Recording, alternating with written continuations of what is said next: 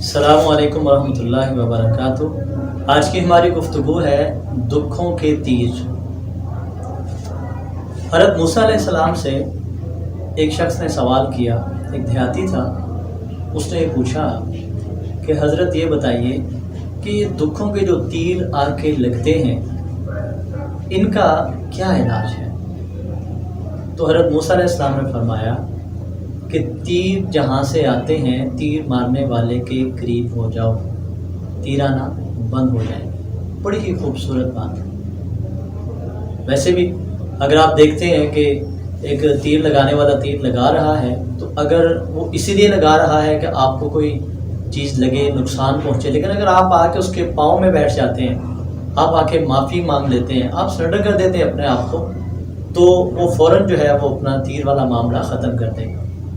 مقصد یہ تھا اس کے پوچھنے کا کہ یہ دکھ، یہ بیماریاں، یہ پریشانیاں، یہ مسائل میں رکاوٹ، مختلف لحاظ سے انسان جو تنگ ہوتا ہے، ان تنگیوں سے میں جان چھڑانا چاہتا ہوں۔ اور حضرت موسیٰ علیہ السلام کے بتانے کا مقصد یہ تھا، یہ بنی اسرائیلی روایت ہے کہ اللہ رب العالمین کے قریب ہو جاؤ، کیونکہ ہمارا دکھ، درد، بیماری، خوشی، معاملات جتنے بھی ہیں یہ اللہ رب العالمین کی طرف سے ہوتے ہیں، اور جو ہم اللہ کے قریب ہوں گے انشاءاللہ یہ چیزیں جو ہیں وہ درمیان سے ہٹتی چلی جائیں گی۔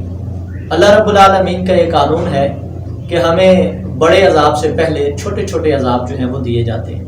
تو یہ میری بات ذہن نشین کر لیجئے، امام ابن رجب حنبلی رحمہ اللہ بڑی ہی خوبصورت بات ایک تحریر کرتے ہیں۔ آپ فرماتے ہیں کہ ایک اللہ والے ایسے بھی تھے کہ جو کہتے تھے کہ میں اپنے گناہ کا اثر اپنی بیوی پہ بھی دیکھتا ہوں، میں اپنے گناہ کا اثر اپنی سواری پہ دیکھتا ہوں، اور میں اپنے گناہ کا اثر اپنے غلام پہ دیکھتا ہوں۔ اس بات کا فلسفہ یہ ہے کہ جب میں اس رب کی نہیں مانتا نا، جس کا میں بندہ ہوں، جس کا میں غلام ہوں، تو میرے متحد جو چیزیں ہوتی ہیں پھر وہ میری ماننا چھوڑ دیتی ہیں۔ ان کے کہنے کا مقصد تھا کہ میں بیوی میں نافرمانی دیکھتا ہوں تو محسوس ہوتا ہے کہ رب کی نافرمانی کرتا ہوں تو بیوی بھی نافرمان ہوگی۔ میں اپنی سواری کو دائیں کرتا ہوں تو وہ بائیں جاتی ہے، میرے قابو میں نہیں رہتی، تو مطلب ہے کہ رب کی نافرمانی کا میں اس پہ اثر دیکھ رہا ہوں۔ میں نوکر کو کچھ کہتا ہوں، وہ آگے سے کچھ کرتا ہے۔ تو یہ دکھوں کے تیر ہوتے ہیں۔ مقصد یہی ہوتا ہے کہ اللہ رب العالمین کے قریب ہو جائیں۔ آپ اس رب کے قریب ہوں گے، معاملات اچھے ہو جائیں گے۔ میرے استاد محترم ڈاکٹر حافظ عبدالرشید رحمہ اللہ کہا کرتے تھے کہ بیٹے جنات جادو کا علاج استغفار سے ہو جاتا ہے۔ میری سمجھ میں کچھ عرصہ یہ بات نہیں بیٹھ سکی کہ یہ کیسے ممکن ہے۔ تو بعد میں مجھے سمجھ آیا کہ استغفار ایک ایسی چیز ہے کہ کوئی جنات جادو کی بھی اگر پریشانی یا بیماری ہے تو اس میں بھی ہوتا تو وہ بِإِذْنِ اللہ ہی ہے نا، اللہ کے حکم سے یہ معاملات یہ سارے۔ تو ہم اگر اللہ کے قریب ہوں گے، اپنے گناہوں کی معافی مانگیں گے، تو اللہ رب العالمین جب ہمارے گناہ معاف ہوں گے تو اللہ رب العالمین اس معاملے میں ہمارے لیے آسانی پیدا کر دے گا۔ اسی لیے ہمیں کہا گیا کہ لا الہ الا انت سبحانک انی کنت من الظالمین۔ اس کے پڑھنے کے ساتھ بھی جو ہے وہ اللہ دعاؤں کو قبول کرتے ہیں۔ اس کا کیا فلسفہ ہے؟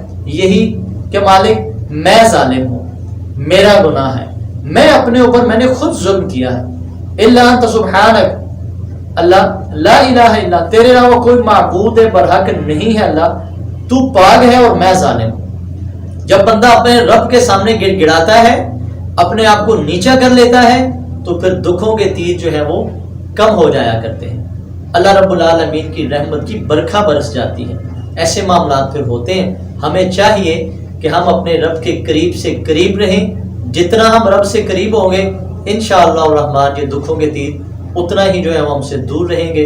اللہ تعالی ہمیں عمل کی توفیق عطا فرمائے۔